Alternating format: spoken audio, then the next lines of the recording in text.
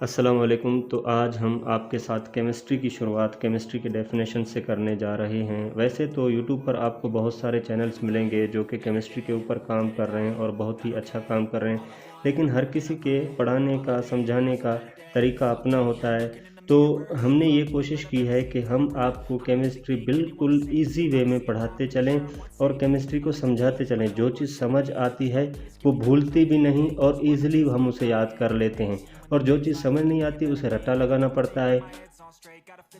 फिर वो वक्ती तौर तो हमें याद हो जाती है, लेकिन एग्ज़ाम में या बाद बाद में जब हम पेपर में बैठते हैं तो वो ऑटोमेटिकली हमें भूल जाती है। इसलिए हमने कोशिश की है कि पॉइंट बना के आपको बिल्कुल अच्छे तरीके से क्लियर करते जाएं ताकि आपको इसकी डेफिनेशन का पता चले। वैसे भी आपको केमिस्ट्री के बारे में थोड़ा बहुत पता है। जब आप छोटी क्लासों में होते हैं तो आपके पास साइंस की बुक होती है, तो उसमें 2 चैप्टर केमिस्ट्री के होते हैं, 2 फिज़िक्स के होते हैं और 2 बायोलॉजी के होते हैं। तो वहाँ पे आपको एटम्स, मॉलिक्यूल्स, कंपाउंड और मुख्तलिफ़ किस्म के रिएक्शंस या फार्मूलाज पढ़ाए जाते हैं। तो वही बेसिकली केमिस्ट्री होता है। और जब हम 9th क्लास में आते हैं तो ये फर्दर तीनों सब्जेक्ट्स डिवाइड हो जाते हैं। फिज़िक्स अलग हो जाती है, बायोलॉजी अलग हो जाती है, तो केमिस्ट्री हमारे पास अलग हो जाती है। तो आज हम उसी केमिस्ट्री की शुरुआत केमिस्ट्री के डेफिनेशन से करने जा रहे हैं। कुछ बच्चे ऐसे होते हैं जो वीडियो को मुकम्मल नहीं देखते, थोड़ा देखने के बाद छोड़ देते हैं, तो उसे समझ नहीं आ रही होती, तो वो कहते हैं कि बस जी हमें तो ये सारा कुछ आता है, हमें याद है। इस तरह नहीं है। जब आप पॉइंट को फॉलो करेंगे, जब आप अच्छे तरीके से समझेंगे, तो आपको बहुत हेल्प होगी। तो बढ़ते हैं अपनी वीडियो की जानिब। तो यहाँ पे लिखा हुआ है डिफाइन केमिस्ट्री। मैंने कुछ पॉइंट बनाए हुए हैं। पहला पॉइंट हमारे पास कंपोजिशन है, दूसरा पॉइंट हमारे पास स्ट्रक्चर है, तीसरा प्रॉपर्टीज़ और चौथा हमारे पास रिएक्शन ऑफ मैटर। तो हम इन चारों पॉइंटों को जब आपस में मिलाते हैं तो हमारे पास केमिस्ट्री की डेफिनेशन बनती है। तो डेफिनेशन कुछ इस तरह बनती है कि branch of science that deals with the study of composition, structure, properties and reactions of matter. अभी देखें, हमने इन चारों पॉइंटों को इकट्ठा किया है तो हमारे पास केमिस्ट्री की डेफिनेशन बनी है। तो आप इन चारों पॉइंटों को याद करके जब एक सीक्वेंस में लिखेंगे तो आपके पास केमिस्ट्री की डेफिनेशन बन जाएगी। और ये बात मैं आपको पहले बता चुका हूँ कि केमिस्ट्री हमारे पास साइंस की एक शाख है। तो अब हम आते हैं अपने पहले पॉइंट की तरफ कि ये कंपोजिशन क्या है। कंपोजिशन के मानी होते हैं बनावट। कोई भी चीज़ बनती कैसे है? जब दो चीज़ें आपस में मिलती हैं तो एक तीसरी चीज़ बनती है हमारे पास, इसको हम बोलते हैं कंपोजिशन। तो यहाँ पे हम कंपोजिशन किसकी करने जा रहे हैं, जो कि आप पिछले क्लासों में साइंस में पढ़ के आए होंगे। तो सोडियम और क्लोरीन का हम रिएक्शन कराने जा रहे हैं। जब सोडियम और क्लोरीन आपस में रिएक्शन करते हैं तो रिएक्शन के बाद ये हमारे पास सोडियम क्लोराइड बनाते हैं, जिसे हम कॉमन साल्ट भी कहते हैं। और ये कॉमन साल्ट नमक होता है जो हम घरों में या बेकरियों में यूज़ करते हैं, अपने खानों में या दीगर अशिया में। तो उसके बाद हमारे पास दूसरा पॉइंट है स्ट्रक्चर।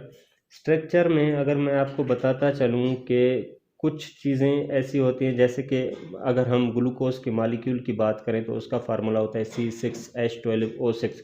उसके अलावा मीथेन गैस की बात करें तो उसका मालिक्यूलर फार्मूला होता है CH4।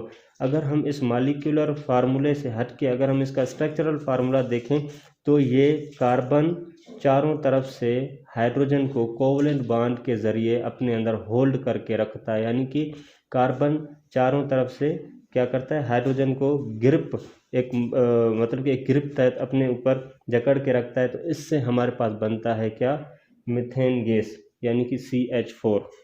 तो अब हमें स्ट्रक्चर का पता कैसे लगेगा? जब हम मीथेन के मालिकुलर फार्मूले की बात करेंगे तो हम सिंपल CH4 लिख देंगे, और जब हम मीथेन के स्ट्रक्चरल फार्मूले की बात करेंगे तो हम इसे खोल के लिखेंगे। बीच में सेंटर में कार्बन को रखेंगे, 4 बॉन्ड बना के फिर चारों तरफ से हम इसको हाइड्रोजन दे देंगे। तो इस तरह हमारे पास इसका बन जाएगा स्ट्रक्चरल फार्मूला। अब हम आगे बढ़ते हैं। हमारे पास तीसरा पॉइंट है प्रॉपर्टीज़।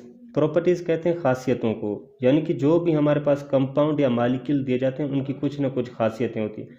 अभी अगर मैं वाटर का मालिक्यूल लिखूं H2O जिसे कहते हैं, तो वाटर की खासियत क्या है? वाटर हमें नहाने के लिए काम आता है, कपड़े धोने के लिए काम आता है, और वाटर के बहुत सारी खासियतें हैं।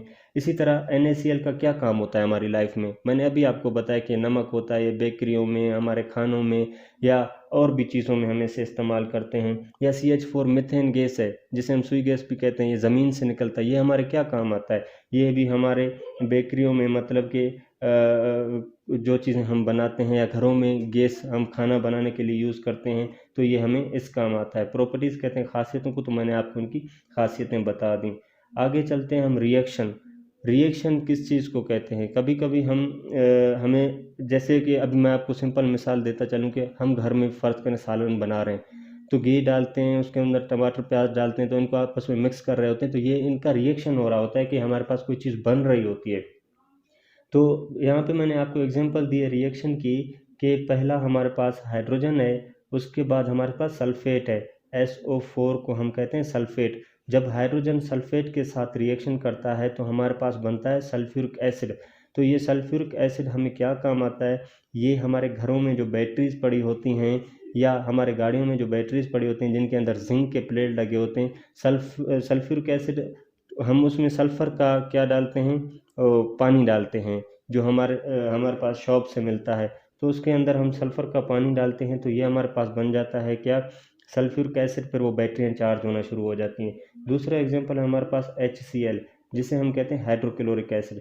ये हमारे पास लेबॉरेटरीज में भी मौजूद होता है, और अगर इसे हम इजीली समझना चाहें तो ये हमारे मैदे में, जिसे हम स्टोमक कहते हैं, उसमें भी पाया जाता है, और ये एसिडिटी क्रिएट करता है या ये हमारे फूड को डाइजेस्ट करने में भी काम आता है।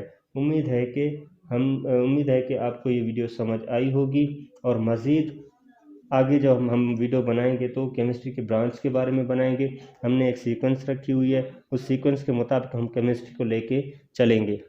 अगर आपका कुछ सवाल हो, पूछना हो, या आपको कुछ समझ नहीं भी आ रहा हो तो हमें कमेंट बॉक्स में लाजमी बताइएगा, तो हम आपकी हेल्प करेंगे। और हमारी वीडियो आपको अच्छी लगी हो तो हमारे चैनल को सब्सक्राइब करते चलें और हमारी वीडियो को लाइक करते चलें। सब्सक्राइब करने से ये होगा कि जब भी हम कोई न्यू वीडियो अपलोड करेंगे तो उसकी नोटिफिकेशन आपको शो हो जाएगी और आप वो वीडियो देख सकते हैं।